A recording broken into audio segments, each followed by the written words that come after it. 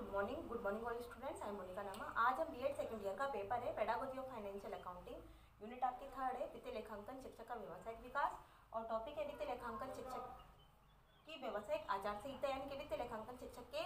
व्यावसायिक नैतिक मूल्य किस प्रकार से हैं। पिछले वीडियो में हमने 4 पॉइंट पढ़े थे। 4 पॉइंट पर हमने चर्चा की थी कि व्यवसायिक प्रशिक्षण किस प्रकार का होना चाहिए, साथ में विषय का पूर्ण ज्ञाता एक अध्यापक को किस प्रकार से होना चाहिए, साथ में व्यवसाय के प्रति एक अध्यापक की किस प्रकार से निष्ठा और श्रद्धा भावना होनी चाहिए और प्रयोगात्मक दृष्टिकोण किस प्रकार से होना चाहिए। आज हमारा 5th पॉइंट है पाठ्य सहगामी क्रियाओं में रुचि। 5th पॉइंट है पाठ्य सहगामी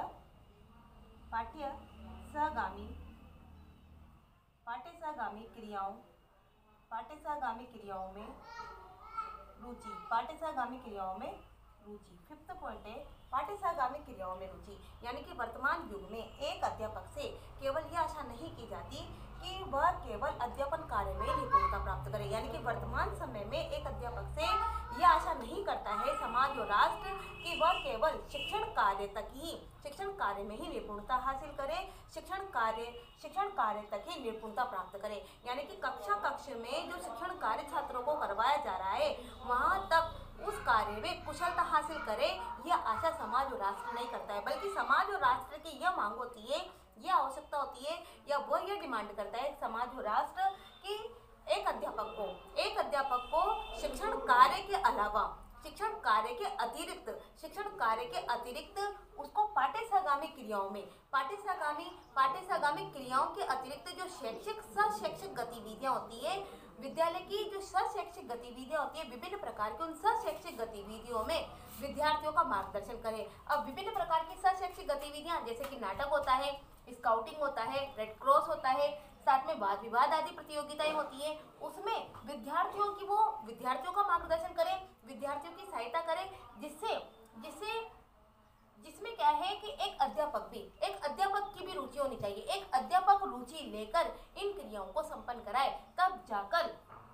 शिक्षक अपने नैतिक मूल्यों को, अपने जिस व्यवसाय को कर रहा है उस व्यवसाय के प्रति अपने नैतिक मूल्यों को जिम्मेदारीपूर्ण निभा सकता है। नेक्स्ट है शिक्षा के उद्देश्यों के प्रति जागरूकता। 6 है शिक्षा के उद्देश्यों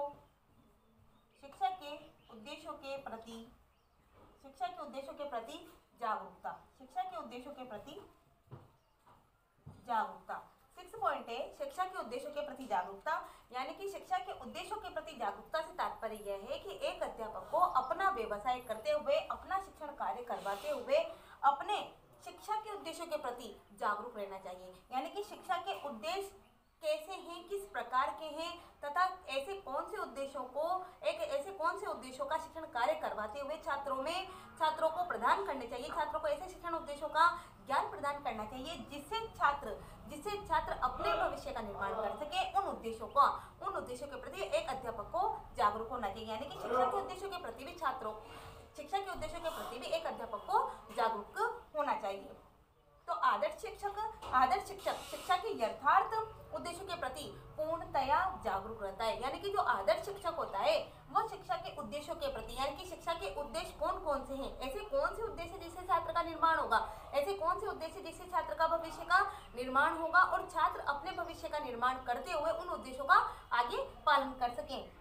ऐसे उद्देश्यों के प्रति एक आदर्श शिक्षक हमेशा जागरूक रहता है। साथ में उन्हें एक पल के लिए भी, यानी कि एक अध्यापक को एक पल के लिए भी अपनी दृष्टि से ओझल नहीं होने देना चाहिए, यानी कि अध्यापक को अपने छात्रों में जिन शिक्षण उद्देश्यों का वो निर्माण करना चाहता है, जिन शिक्षण उद्देश्यों को ज्ञान प्रदान करना चाहता है, उन शिक्षण उद्देश्यों को एक पल के लिए भी अपने से अलग नहीं होने देना चाहिए। एक पल के लिए भी उन शिक्षा के उद्देश्यों को भूलना नहीं चाहिए। साथ में यह है कि केवल पुस्तकीय ज्ञान प्रदान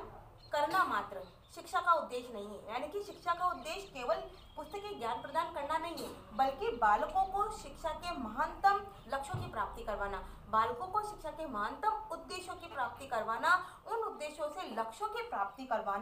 करवाने में सहयोग प्रदान करना चाहिए, यानी कि एक अध्यापक को शिक्षा के उद्देश्यों के प्रति जागरूक रहते हुए छात्रों में इस प्रकार का ज्ञान प्रदान करना चाहिए कि वो उसके भविष्य का निर्माण अच्छी प्रकार से कर सके, उसके भविष्य का उसका शारीरिक, मानसिक, चारित्रिक और नैतिक विकास कर सके।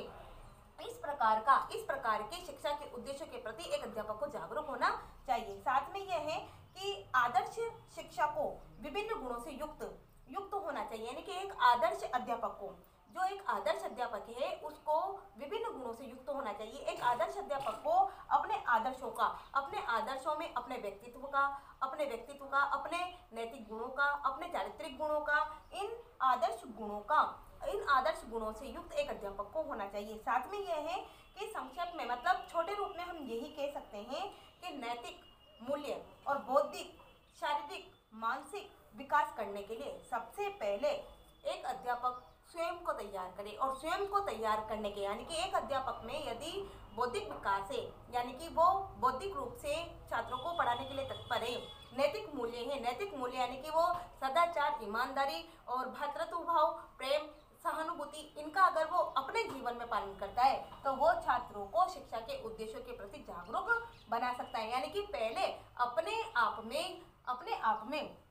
शिक्षा के उद्देश्यों के प्रति स्वयं को जागरूक करते हुए छात्रों को शिक्षा के उद्देश्यों के प्रति शिक्षा के उद्देश्यों का ज्ञान प्रदान करना चाहिए। और साथ में एक अध्यापक जिन गुणों को अपने छात्रों में उत्पन्न करना चाहता है, उसके लिए आवश्यक है कि वो सर्वप्रथम उन गुणों का विकास स्वयं में करे। यानी कि प्रत्येक अध्यापक या प्रत्येक शिक्षण कार्य करने वाला अध्यापक ये चाहता है कि मैं जिस शिक्षण कार्य को करवा रहा हूँ वो सर्वश्रेष्ठ हो, यानी कि सबसे अच्छा हो। तो एक अध्यापक जब अपने शिक्षण कार्य को सर्वश्रेष्ठ बनाना चाहता है, प्रभावशाली बनाना चाहता है, और प्रभावशाली बनाने के लिए वो शिक्षा के उद्देश्यों के प्रति जागरूक रहता है, तो सबसे पहले एक अध्यापक में स्वयं में वो नैतिक गुणों का, चारित्रिक गुणों का और नैतिक मूल्यों का, चारित्रिक गुणों का, शारीरिक, बौद्धिक गुणों का विकास स्वयं में करे। और स्वयं में करके ही वो शिक्षा के उद्देश्यों के प्रति जागरूक होकर छात्रों को नैतिक मूल्य, छात्रों को शिक्षा के उद्देश्यों के प्रति ज्ञान प्रदान करे। इस प्रकार से आपका ये टॉपिक कंप्लीट हुआ। नेक्स्ट टॉपिक है हमारा वित्तीय लेखांकन शिक्षक की व्यावसायिक वृद्धि। वित्तीय लेखांकन शिक्षक